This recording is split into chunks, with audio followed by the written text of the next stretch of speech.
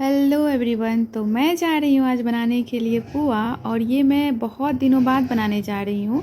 क्योंकि मैं बचपन में बनाती थी, जब मैं अपनी दादी के साथ कोई भी फेस्टिवल में पार्टिसिपेट करती थी तो उनका हेल्प करने के लिए बनाती थी। तो लगभग बहुत दिनों बाद ही मैं जा रही हूँ बनाने के लिए। तो चलिए देखते हैं कि ये कैसा बनता है। फ़र्स्ट ऑफ़ ऑल मैंने इसमें मैदा डाले, सूजी डाले, ड्राई फ्रूट्स डाले। उसके बाद मैंने पानी से इसको मिक्स करती हूँ। एक पुआ बनता है जिसमें दूध से मिक्स किया जाता है, और बिहार में हम लोग उसको दूध पुआ बोलते हैं। उसका थोड़ा सा कंसिस्टेंसी जो होता है ना, दूध डाल के बनाया जाता है। तो फिर इसको मैंने पानी डाल के बनाया हुआ है, जो नॉर्मली बनता है घर घर में। तो उसके बाद इसको मैं मिक्स करती हूँ कि लम्प्स ना पड़े। लम्प्स मतलब जो गड्ढा, जो गुठली टाइप का बन जाता है ना, वो। इसके बाद मिलाने के बाद मैं इसमें जो है चीनी डाल के मिलाई थी। और उसके बाद जो है मैं इसका अमाउंट दोगुना की थी, क्योंकि ज़्यादा अमाउंट में बनाना था। तो सेम अमाउंट मैंने इसको दोहराया था, मैदा, सूजी एंड चीनी का। और फिर मैंने उसको लगभग 2-3 घंटे के लिए छोड़ दिया था। और उसके बाद मैं 2-3 घंटे के बाद मैंने कढ़ाई चढ़ाई, और फिर उसके बाद मैंने ऑयल डाला, और फिर मैंने स्टार्ट किया बनाना। ठीक है। तो ये जो ऑयल है ना, चूँकि रिफ़ाइंड ऑयल है, लेकिन मैं रिफ़ाइंड ऑयल ज़्यादा नहीं पसंद करती हूँ। तो मैंने दूसरा कुछ ऑर्डर किया हुआ है। कुकिंग मुझे बहुत पसंद है, तो कुकिंग का वीडियो एंड ब्लॉग्स तो आते रहेंगे। तो इसके लिए मुझे रिफ़ाइंड ऑयल नहीं चाहिए, इसीलिए मैंने दूसरा ऑयल जो कि हेल्दी भी है और बहुत टेस्टी भी उससे बनता है। तो मैं उसको दिखाऊंगी आपको जो आने के बाद उसका। ठीक है। तो मैंने फ़र्स्ट बार जैसे ही उसको दिया, ये फूला ही नहीं, क्योंकि तेल ऑयल जो है ना वो गर्म ही नहीं हुआ था। मैं चली गई शौक में, मुझे लगा आज मेरा पुआ का इतना जो मेहनत है ना, सब होने वाला है बर्बाद। तो इसको मैं इतना कोशिश कर रही थी कि अरे फूल जाओ, लेकिन तेल चूँकि गर्म नहीं हुआ था तो ये फुला ही नहीं। मैंने कितना भी कोशिश किया। तो फिर मैं थोड़ा सा टेंशन में हो गई थी कि इतना मेहनत और इतना सारा सामान जो है वेस्ट ही हो जाएगा ना अगर इस टाइप का बना। तो ये अजीब सा लग रहा था, बिल्कुल भी तेल गर्म नहीं हुआ था, जिसकी वजह से फिर मैंने वापस से मैंने सोचा चलो थोड़ा सा गर्म करती हूँ तेल को, फिर डालूँगी। उसके बाद जो है मैंने ऑयल को वापस से थोड़ा सा गर्म होने के लिए छोड़ दिया। इसको निकालती हूँ फर्स्ट वाले को। ये तो मुझे पूरा मोटिवेट कर दिया था कि इतना मेहनत मेरा गया पानी में। फिर मैंने थोड़ा सा गर्म करने दिया, और उसके बाद मैंने डाला था। तो उसके बाद मैं डालती तो मुझे लगा कि नहीं, लगता है ऑयल गर्म नहीं हुआ था ना, जिसकी वजह से वो नहीं हुआ। तो ये मैंने जैसे सेकेंड वाला दिया ना ऑयल गर्म करने के बाद, ये एकदम अच्छा से फूल गया था। तो फिर मुझे जान में जान आई कि नहीं, चलो सामान ना वेस्ट होगा, ना ही मेरा मेहनत वेस्ट होने वाला है। तो फिर मैं सोची कि चलो एक एक करके अगर बनाने लगूँ तो बहुत टाइम लग जाएगा, क्योंकि था ज़्यादा प्रोडक्ट बनाने के लिए मेरे पास। तो फिर मैंने मैं सोचा छोटा छोटा बनाती हूँ और 2-3-4 करके बना लेती हूँ। तो फिर मैंने 3 डाले, और तीनों के तीनों इस बार फूल के हो गए रेडी, एकदम रसगुल्ला की तरह।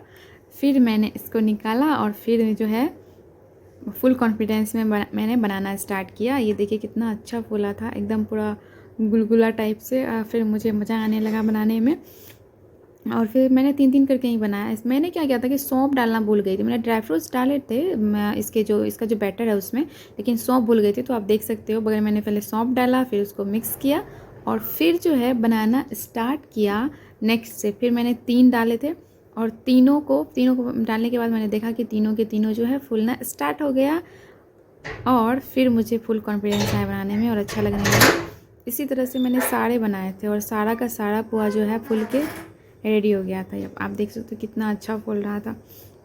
हाँ, जब अच्छा बनता है ना कुछ भी आपके हाथ से, तो फिर वापस आपको बनाने में मज़ा आता है। लेकिन जब ख़राब हो जाता है ना कोई भी चीज़, फिर मैं बहुत दिन तक उसको छूती नहीं हूँ कि नहीं ये नहीं बनने वाला। लेकिन ऐसा बहुत कम ही हुआ है, मुझे लगता है 1-आध बार ही हुआ होगा कि मेरे से कुछ बना नहीं होगा, मैंने ट्राई किया होगा। तो मैंने ट्राई किया, और ये अच्छा, इस बार मैंने एक दिया। मैंने सोचा चलो इस बार बड़ा साइज़ का बना के देखती हूँ। बड़ा साइज़ का बन तो गया था, पर मुझे लगा कि नहीं ये बहुत ज़्यादा टाइम टेकिंग हो जाएगा। बन तो जाएगा, साइज़ बड़ा भी, लेकिन इसलिए छोड़ो छोटा छोटा ही बना लेती हूँ, और कम टाइम में बन जाएगा। तो 3-4 मुझे लगा था कि नहीं हो पाएगा। एक बार मैंने 4 डाल के देखा तो मुझे लगा नहीं 3 सही है, क्योंकि कढ़ाई के हिसाब से 3 ठीक था। तो 3 तक बन सकता था, 4 फिर ज़्यादा हो जाता, फिर प्रॉब्लम हो जाती बनाने में। तो 3-3 करके मैं बना रही थी, और 3 जितने भी मैं बना रही थी ना, सारे के सारे बहुत अच्छे से फूल रहे थे। मुझे बनाने में मज़ा आ रहा था। पुआ चूँकि होली में जो बनता था ना घर पे मेरे, तो मैं दादी के साथ पार्टिसिपेट करती थी। मैं दादी मुझे बोलती थी कि बनाओ ऐसे करके वो बताती थी, और मैं उनका हेल्प करती थी। और ये लगभग 10 साल, मुझे लगता है 10-11 साल पहले की बात है, जब छोटी थी, 5th-6th क्लास में रहती होगी, तो थी तभी उस टाइम पे दादी का हेल्प करने के लिए बनाती थी। और हेल्प करते करते चूँकि ख़राब ही बनता था तो उस टाइम पे बोला नहीं जाता था क्योंकि छोटी थी।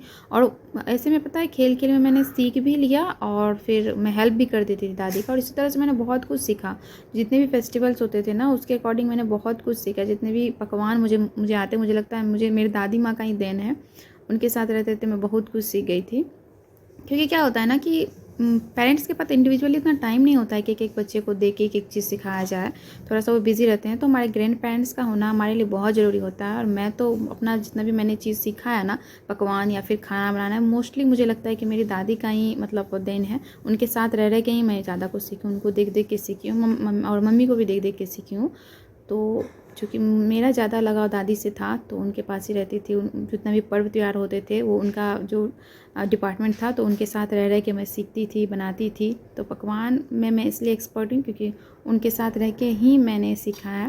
फिर लास्ट बैटर बच गया था और वो जो है कलछी में नहीं आ सकता था, तो मैंने जो है ऐसे इंडिविजुअली डाल के उसको बनाया। ठीक है, तो फिर लास्ट मैंने निकाला और लास्ट वाला भी बहुत अच्छा फूल के रेडी हो गया था। तो ये रहा मेरा पोहा, सारा का सारा फूला हुआ था।